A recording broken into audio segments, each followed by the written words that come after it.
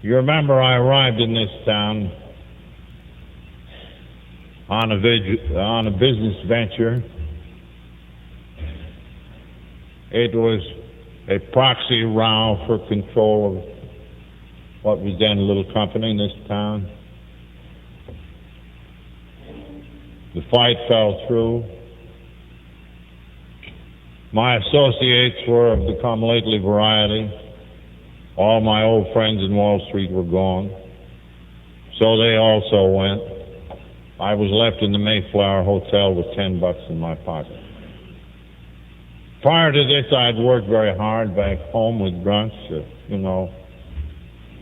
Oxford group people. Had a mission. We worked there. Worked at Towns Hospital where my doctor was. Absolutely no result. And looking back, I see that I was still preaching to people. But all of a sudden, in the lobby of the hotel down there, I had my first temptation to drink since sobering up. And it suddenly dawned upon me that I might, while I had been granted by God a rebirth, it had been the effort to help others that had kept me sober. So I suddenly knew that if I were to stay sober, I needed to find another alcoholic in this town. So I looked down the church directory. There was a name, Walter Tunks, who turned out to be the Episcopal rector here. It was a little odd sounding, and whimsically I picked it out. Providentially, I think, too. And this good man directed me to another, a member of the Oxford groups here at the time, and he in turn gave me a list of about 10 names. And I began to call them up. Well, it was a weekend. I couldn't make any immediate dates for that day. Somebody I had to see right then. At the end of the list was the name Henrietta Cyberlin. And I thought, well, gracious, I met the old gentleman one time, and I can't possibly go out to this lady's home telling her I'm looking for a drunk to work on. This will never do. I walked up and down that lobby again, and a voice came saying, you had better make that call. I went upstairs and made the call, and here was Henrietta's delightful southern voice on the wire. And she said, I'm no drinker, but I think I understand. Won't you come straight out here? How much we owe our friends. And to a stranger, she said this. So out I went. Said she, I think I know just the man. It's Dr. Bob. He and his wife Ann are in a terrible situation. He's desperately tried to get over his drinking. I'll call them up. She did. Ann's voice came on the wire. Said, Ann, it's the day before Mother's Day, you know, Henrietta. And Dr. Bob has just come home. He has brought with him a potted plant. It's on the table, but he's on the floor, and I'm afraid he can't get up, so we won't be there today. So nothing daunted, Henrietta said, well, so what about tomorrow? Now, she said, Bill, you come out here to dinner, and let's see. So on tomorrow, at 5 in the afternoon, Dr. Bob and Ann stood in the door. And he did not look in the least like a founder. He was shaking like hell. And he said, eyeing me. He said, "You know, I can only stay a few minutes. I have an appointment." So by way of identification, I said, "Well, I know, Bob. No question, you're very thirsty, am I right?"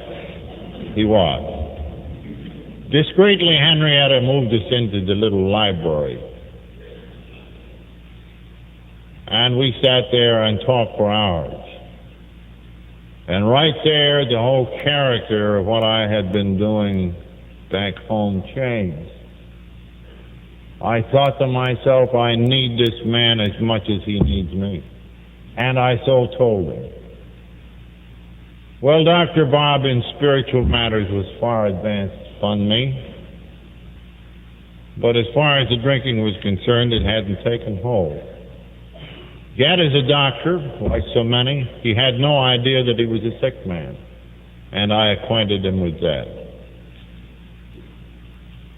Ann asked me to come over to the house and stay with them while I tried to carry on with this proxy jingle. Bob made one trip to Atlantic City, and it was hard for Ann to let him go, and sure enough, he came home boiled.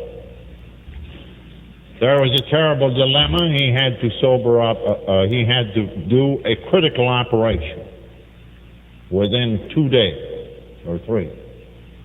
So round the clock, Annie and I tapered him down. And we took him shivering up to the city hospital. Handed him 1 bottle of beer and 1 goofball, and he went in to carve up this patient.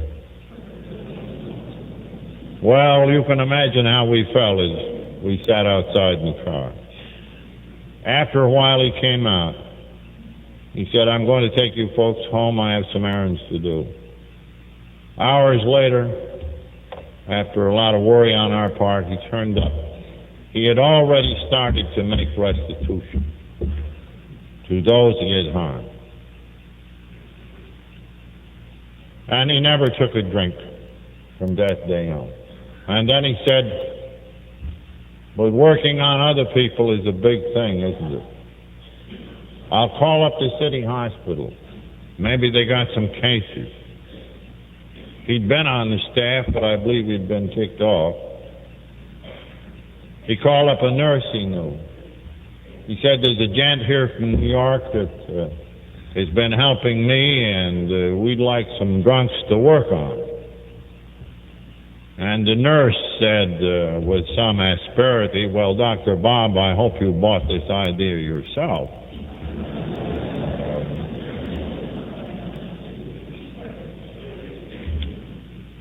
He said, "We've got a beaut." She did. Just came in here. He's in DTs. He's strapped down. But before we got him strapped, he blacked the eyes of one of the nurses. He's been in here 4 times in the last 6 months. How's that? Bob said, "That's a dandy. Here's the way to medicate him. We'll be down tomorrow." On the morrow, there was the man on the bed. We walked in. We told him the story, and he said, "Well, it's too late for me." But he says, "Won't you come back again?" "Yes, Bill, we'll come back again," we said. Next morning we came down. There was his wife, Henrietta, standing by the bed. Bill looked at us. Henrietta said, "These are the fellas that understand. Now listen to what they have to say." So we went over it again. And Bill said, "Henrietta, please fetch me my clothes. We're going home now." Bill never took another drink. And so God had wrought the first AA group in the world. And the magnificent sequel to this in this town, you know. Bob's association with Sister Ignatius. She and he ministering to 5,000 cases in the ensuing 10 years, from 1940 at St. Thomas. After his death, she ministering to another 10,000 cases.